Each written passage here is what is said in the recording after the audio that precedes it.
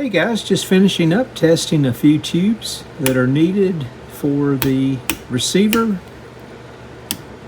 and I'm just wrapping up here with the rectifier, the 35Z5. All indications on the tube tester, it's good. Let's power this receiver up for the first time. You guys can see I got the electronic restoration complete. Underneath, got the safety cap and UV caps, all the paper wax caps replaced. Just one resistor that was extremely out of tolerance. I think the ones I left behind were anywhere from 10 to 15%. And let's go ahead and power this thing up now. I've just got a line cord jumped in at this point in time. I'm going to measure the B plus voltage off the screen grid of the output tube, 50L6. You can see that in the schematic, my point of reference. Should be just under probably 100 volts. Bring this up slowly. You can see the rectifier. Looks like it's kicking off and finally starting to warm up. Line voltage approaching about 70 volts, and now with a line voltage of around 85 volts. You can see a little action here starting to occur. A little slower than I would anticipate. Again, I'm going through an isolation transformer dealing with a hot chassis receiver. You can see the B plus voltage starting to rise some now. Still looks a little lower than what I would expect to see. My line voltage is just under 100 volts AC. And hearing something out of the loudspeaker.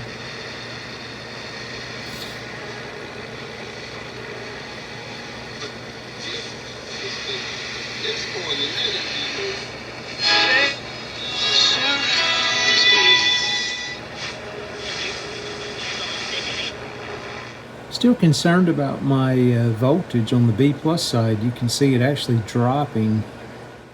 I'm about 110 volts. Let me continue to increase this up to about 117.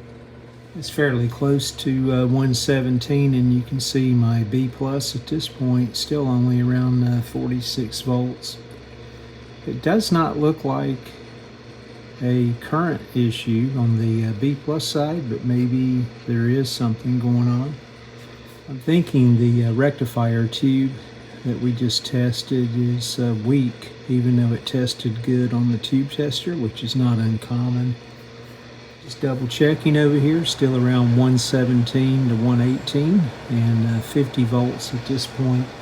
Again, the original measurements, the voltages were measured with a 1000 ohms per voltmeter. My voltage actually should be higher on this meter than the referenced schematic, so I would think, between 85 and 100 volts B plus at this point in the circuit. I just powered this thing off. I'm going to take a closer look at things here. Okay, before I go digging through another box of tubes, I'm going to stick a 1N5408 diode. Again, the cathode side, going back to the cathode of the tube itself.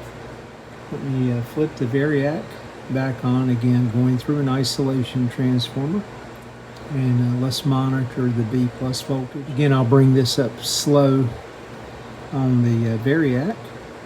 We should see some immediate climb in the B plus voltage.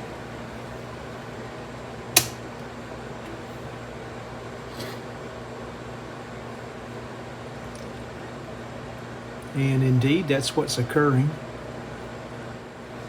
We'll let this settle in and see if the voltage drops just a bit.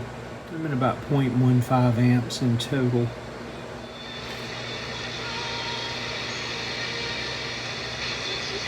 And you can hear the receiver now is playing.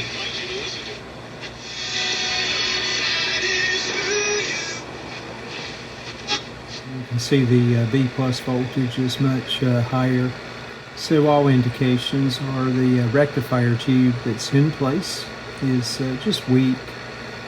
Let me again kind of go through my box of tubes and find another good 35Z5.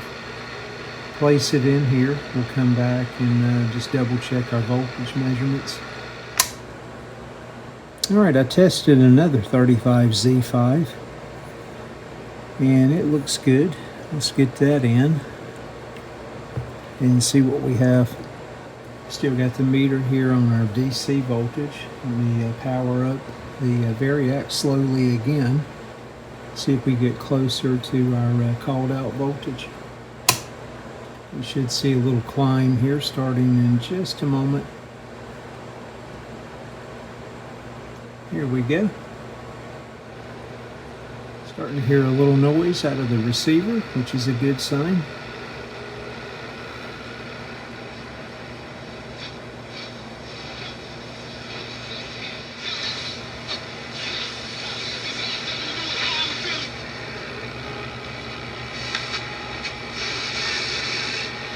Okay, there we have it. You can see our B plus now is steady at about 87 volts. That's a closer match to the original documentation. I was looking for somewhere between 80 and 100 volts DC, so I think the new rectifier tube took care of the issue. You can see the B plus. Let me just double check the current consumption of the receiver in whole. And at about 117 volts and about 0.23 amps of current. About where I would expect to find the AC current. Let me flip this thing around and let's get the antenna a bit better position and see if we can tune through the band and see how this thing sounds now at full operating voltage. Let me move the camera down. Again, you can see the output transformer that I found open, hooked back up. Of course, the pilot lamp wiring was rotted as well, so it's been replaced. And again, I think I found the issue here with the 35Z5 just being weak, even though it tested well on the tube tester. In a lot of situations, it gives you a different lens to even view them through, so that you are able to kind of see. I write books with no apology to anyone, and we mail them out for the millions. And that is no exaggeration. Definitely some noise in the shop just using the loop antenna. See something, I'm like, boom, that's it. And then obviously look for, the legal. Let me grab my AM transmitter, close proximity, and we'll hook it up here. Appreciate you guys watching, following along with the little series here on the unknown chassis. Appreciate everyone that responded to the comments and helped me locate a matching schematic. A quick, simple, easy repair. And the loudspeaker was a lot of fun as well. Thanks again for watching and listening.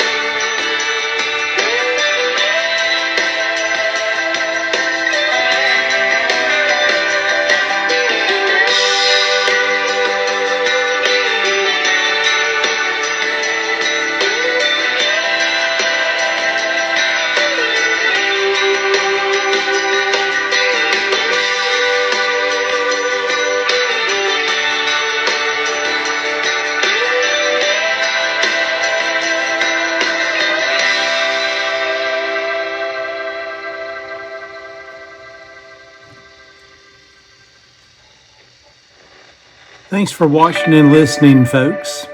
I appreciate you guys following along the series. Everyone take care. Stay well.